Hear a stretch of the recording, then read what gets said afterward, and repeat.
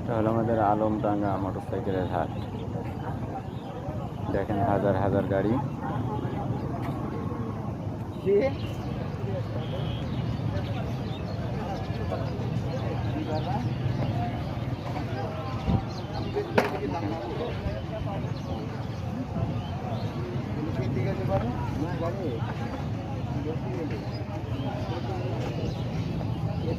ঠিক আছে, কোনটা সাইজ করছো?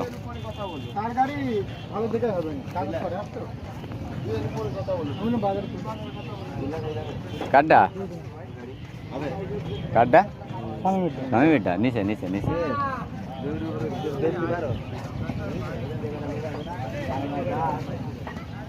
আশি আশি আচ্ছা, 80-র উপরে দাম হইতো না।